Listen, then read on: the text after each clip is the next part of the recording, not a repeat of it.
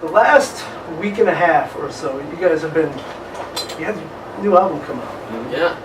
The pub that you guys have been getting for it has been like awesome. I mean, your set at Chicago Open Air was incredible. People are still talking about it. Awesome. How does this work for you? Like when you get all this positive feedback and everything, what is it? Hopefully the ego doesn't get to you too soon, does it? No, I don't think so. No. The whole record's about attacking the ego. You can't get the ego over it. Pretty aware of combating the ego, actually.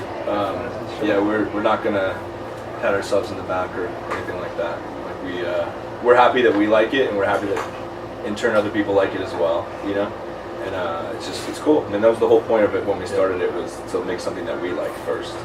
And then to have everybody else like it is like the icing on the cake. That's an extra thing. And he and I were talking, when I first heard the album, we were listening to it all the way through. There's like no filler songs. How do you guys work where you really don't have anything that's filler? I mean, we basically just filled it all the way through. We wanted to do that. Yeah, just write enough songs until you finally whittle it down to your favorite ones, and if you think there's still a hole on the CD, then keep writing. Yeah, we kind of did that. We wanted like the model after maybe like a hybrid theory where the whole thing front to back is great, you know, and that's what you say about that album. It's great the whole time, or like the first Rage Against the Machine or whatever it would be, you know what I mean? Like those albums front to back, there's no BS on it, and that just was our opinion. We felt like we picked enough songs to make it feel like there was no filler, and then to have people say that again, it's nice. It's awesome. Yeah, that was what we tried to do. We wanted a great record, not just a great song. Yeah, that was good. Because then obviously it's more staying power, especially then going into the second album. Right. Obviously, I'm not sure how soon you guys are looking at doing that. We're writing a song on stage today, actually. Yeah, we're already writing for albums. We've been writing for albums too. Yeah. Kind of figured you would, but to kind of get over that freshman, they call it the sophomore slump. Right. What's your anticipation going into the next album? We're probably gonna be a lot heavier. Yeah. I think we've talked about that, but maybe not. Who knows? In 6 months, what we're gonna feel like. It could change. Yeah, we're gonna write an album that we want, that we Absolutely. like again. Because we'll write heavy songs. You'll write. Yeah. Because he starts it all, so you'll write whatever you feel like. It all kind of just goes in like the vibe of whatever you're feeling at the time. We don't really just like start accidentally writing songs. We have a certain sound in mind, a certain vibe in mind, a certain bounce, and then we just chase that. So whatever we're kind of feeling, but I know that I want the next stuff to even be heavier because, you know, it's fun to play. So that's your more mantra, is more heavier stuff. I just want it to feel heavier. It doesn't necessarily need to like be heavier. It just needs to be aggressive, whatever aggressive is. It's more about the feeling, right? Yeah. It's not just like death metal heavy. I just want it to feel like you could run through a brick wall. Like I think it was either Don Jameson or Florentine or one of those guys said something about Johnny Cash is heavier than a lot of modern metalcore bands and stuff. And I thought that was interesting because it's just about the feeling. It's about you feel that guy is like crushing you down, you know what I mean? Yeah. It's about the attitude behind it. And it doesn't always have to be the guitars or the drums. Yeah, it doesn't matter. It's just, like you said, the feeling behind it. Yeah. Alright, going into the videos you've done Anti-Everything, coming out with the Remember the End.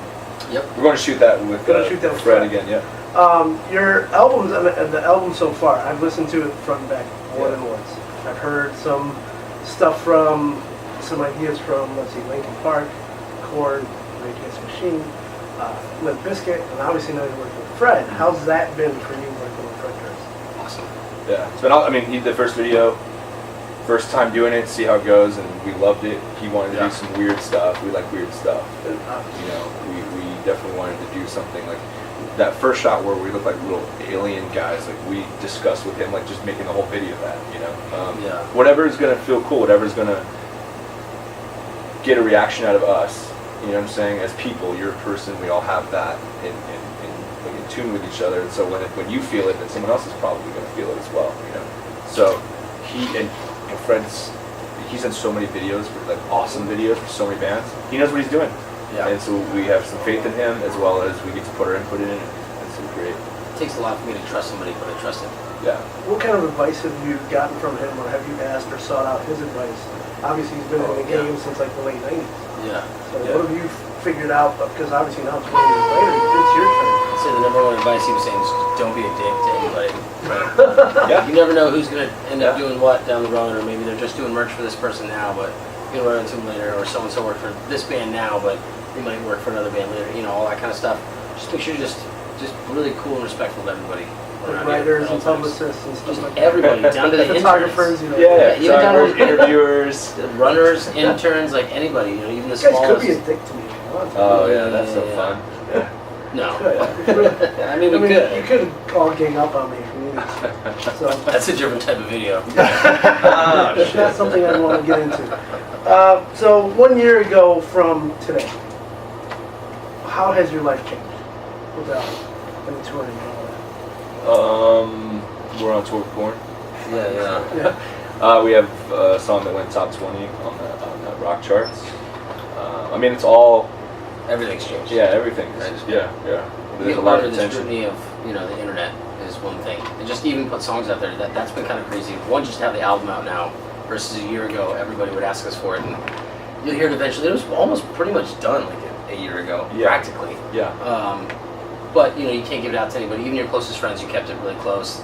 To have the CD now out just like publicly, it's not like it's just out to people we know. Right. To get all the reviews back, fan feedback, everything, and it's been like 100% positive. Mm-hmm. You know, aside from, you know, people here and there, but I've never seen so much good feedback on a CD, much less my own or our own. Yeah. So it's been kind of crazy just to see so many people, and then saying, like we were saying, no filler songs. That was like the #1 goal, obviously, but it's also, that's not something you market. We don't market like, there's no filler songs. Like, you're just selling the record, but to see so many people be like, there's not a bad song on the record. That's an opinion, right? Yeah. You It is an That's the opinion, coolest but thing that's happened for us in the past year is just hearing everybody go, every song I hear that comes out from you guys, we like.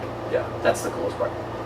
And you guys are from Phoenix. Yeah. You and I talked about that. You guys into any other sports outside of Oh, yeah. kinda, like, what do you guys think do? every I know you're a sport. guy. Oh, I like You're that. talking That's like football. Yeah. we like, yeah. we actually bring a football with us on tour. We throw the football quite a bit.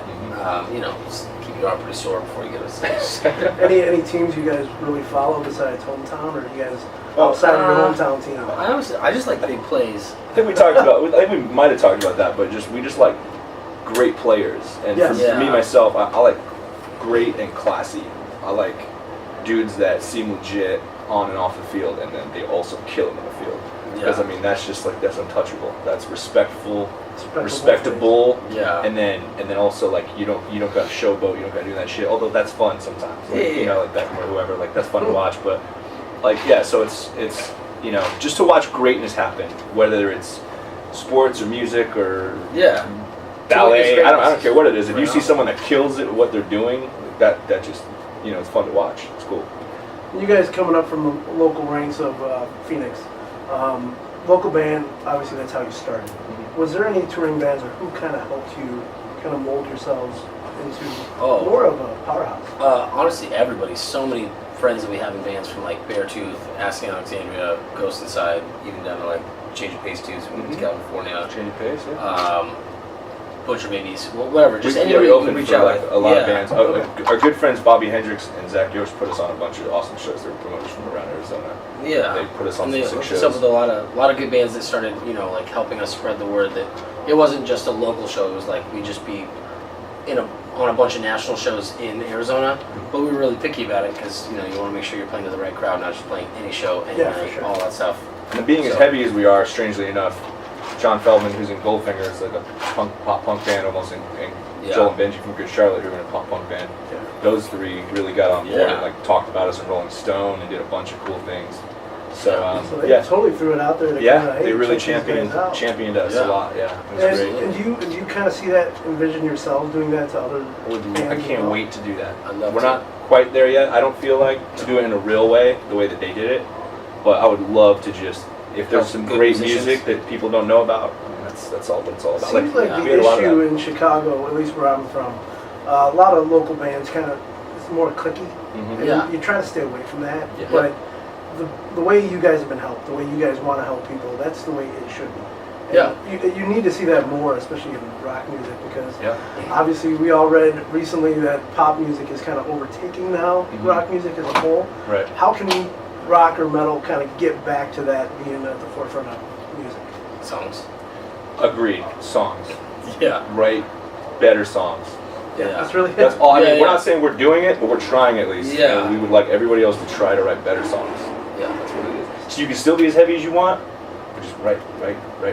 better songs. That's So what we say. get in deep, kind of get into your soul and kind of just make Yeah. the best music you can. Exactly. Rather than playing covers at every show. Right, yeah. right, right. Don't get me wrong. I think there's something Good cool with covers. Right. I don't think there's a career in covers. For some people, it is. Some people It's a niche market kind of thing. If you want to run and fly on your own, I like that a little more. Yeah. Awesome. Yeah. But Gentlemen. there's good stuff. Thank you for the interview. Absolutely, man. Awesome job as Yeah. always. Thank you, brother. And if we can get a picture.